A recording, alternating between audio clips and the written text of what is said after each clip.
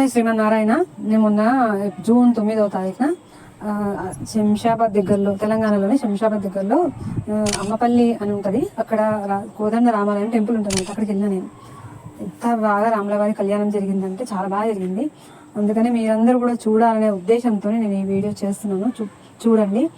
అక్కడ ప్రతి నెల రాములవారి కళ్యాణం జరుగుతుంది. మీకు అందరికీ తెలుసు అనుకుంటా ఆ టెంపుల్ ఎంత ఫేమస్ అంటే అక్కడ అన్ని ప్రీ వెడ్డింగ్ షూటింగ్స్ అవుతాయి. తర్వాత మురారి సినిమా కూడా అందులోనే షూటింగ్ జరిగింది. అందుకని ఈ వీడియో చూడండి, టెంపుల్ చూడండి. మీకు వీలైతే ఈ అమ్మపల్లి ఒక కోదండ రామాలయం టెంపుల్ని దర్శనం చేసుకోవడానికి ట్రై చేయండి. అది కూడా ప్రతి నెల రాములవారి కళ్యాణము పునర్వాసు నక్షత్రం రోజున జరుగుతుంది. మీరు వీలైతే చూడండి.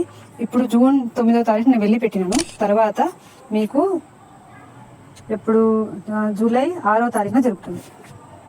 తప్పకుండా చూడండి. ఈ గుడి యొక్క విశేషాలు పూజారి మాటల్లో విందాం. ఒకవేళ రాముడి పక్కన హనుమంతుడు ఉన్నారనుకోండి, అప్పుడు చేతిలో ఆ బాణం ఉండదు, ఇట్లా ఆశీర్వాదం ఇచ్చే అభయాస్తం ఉంటుంది. అది పట్టాభిరాముడు. కారణం ఏంటంటే రామావతారం ఎందుకు తీసుకున్నాడు స్వామివారి విష్ణుమూర్తి? రావణ సంహారం గురించి రావణ అవతారం. అయితే రావణుని సంహారం అంటే రాముని చంపేంత వరకు మాత్రమే చేతిలో బాణం ఉంది. దాని తర్వాత అవసరం లేదు బాణం. పక్కన ఎవరుంటారు? ఎవరి ద్వారా ఆయన లంకకు పోయిందంటే ఆంజనేయ స్వామి ద్వారా. కాబట్టి ఏంటంటే ఎప్పుడైతే రావణ సంహారం అయిపోయిన తర్వాత అప్పుడు బాణంతో పని లేదు. అప్పుడు పట్టాభిషేకం ఎప్పుడు జరిగింది అంటే రావణ సంహారం తర్వాత మళ్ళీ అయోధ్యకు వచ్చిందా పట్టాభిషేకం జరిగింది రాముడికి. అప్పుడు ఆంజనేయ స్వామి ఉన్నారు కదా, అప్పుడు ఆంజనేయ స్వామి ఉన్నారు కాబట్టి ఆశీర్వాదం ఇస్తున్నాడు. భక్తులంతా సుఖంగా ఉండాలని ఇట్లా ఆశీర్వాదం ఇస్తున్నాడు. అది పట్టాభిరాముడు. అయితే ఈ పట్టాభిరామాలయం మనం ఎక్కడ అంటే అక్కడ ప్రతిష్ట చేసుకోవచ్చు, కానీ కోదండ రామాలయం ప్రతిష్ట చేయలేం. ఈ కోదండ రామాలయం ఎక్కడ ప్రతిష్ట చేయబడుతుంది అంటే అప్పట్లో రాముడు 14 సంవత్సరాలు అరణ్యవాసం చేసిన సంగతి అందరికీ తెలిసిందే కదా.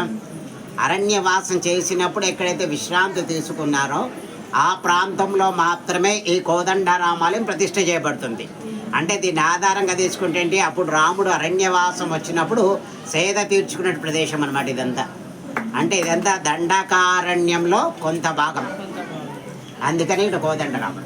తర్వాత ఇంకోటి ఏంటి, ఆంజనేయ స్వామి లేకుండా రాముడు లేడు, రాముడు లేనిది ఆంజనేయ స్వామి లేరు. రాముడి దగ్గర ఆంజనేయ స్వామి ఉండాలి కదా. అందుకే అక్కడ ఎదురుగా చూడండి ధ్వజస్తంభంలో ఆంజనేయ స్వామి గరుత్మంతుడు.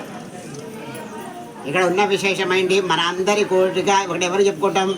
రాముడు చెప్తున్నాం. రాముడు ఏం చేస్తాడు, అక్కడ ఎదురుగా ఆంజనేయ స్వామికి చెప్తే ఆంజనేయ స్వామి ఇక్కడ ఉన్న వాళ్ళందరి కోరిక నెరవేరుస్తాడు.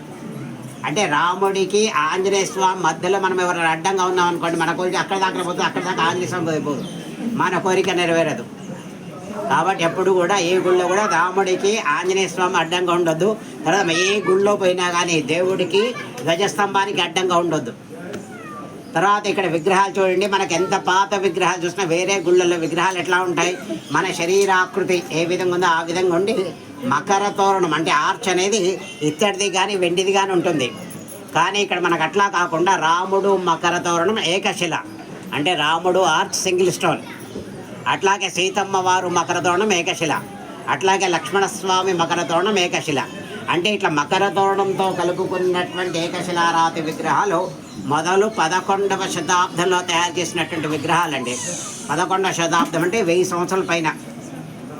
మళ్ళీ ఆ విగ్రహాల్ని కాపీ చేసి 16వ శతాబ్దం తయారు చేశారు. 16వ శతాబ్దం అంటే 600 నుంచి 700 సంవత్సరాల మధ్యలో. మళ్ళీ ఆ 16వ శతాబ్దంలో విగ్రహాల్ని కాపీ చేసి 18వ శతాబ్దం తయారు చేశారు. మళ్ళీ 18 తర్వాత ఎప్పుడు తయారు చేశారు మీకు ఐడియా ఉంది ఎవరికన్నా?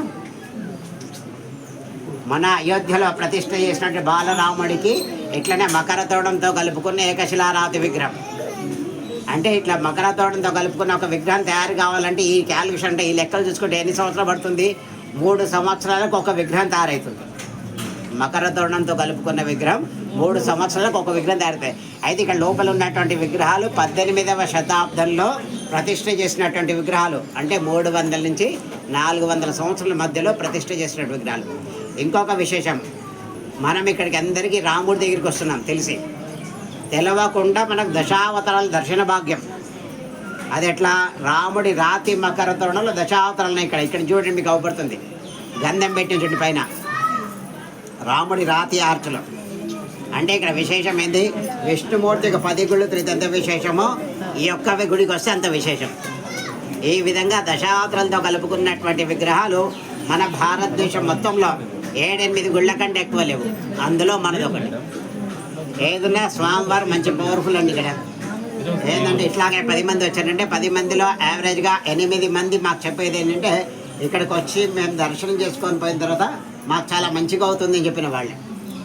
అట్లా మన శ్రీరామనవమి జరిగింది కదా, శ్రీరామనవమికి దగ్గర 1,00,000 మంది దగ్గర వచ్చిందండి.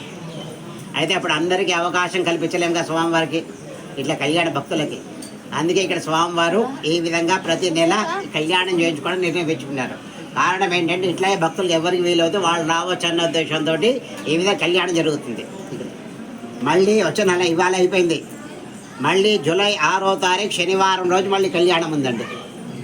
వీలవుతే పొద్దున్న ఇదే టైంకి వచ్చిందంటే కళ్యాణం, స్వామివారి కళ్యాణం చేయొచ్చు. కళ్యాణ ప్రసాదం అందరి భక్తులకు మనవి. కళ్యాణం అయిన తర్వాత పల్లకి సేవ ఉంటుంది, దాని తర్వాత ఆశీర్వచనం ఉంటుంది, తీర్థ ప్రసాదాలు ఉంటాయి. తర్వాత అక్కడ అన్నదాన కార్యక్రమం ఉంది. అందరూ కూడా దైవ ప్రసాదం, అన్న ప్రసాదం తీసుకొని వెళ్ళాలి అందరూ కూడా.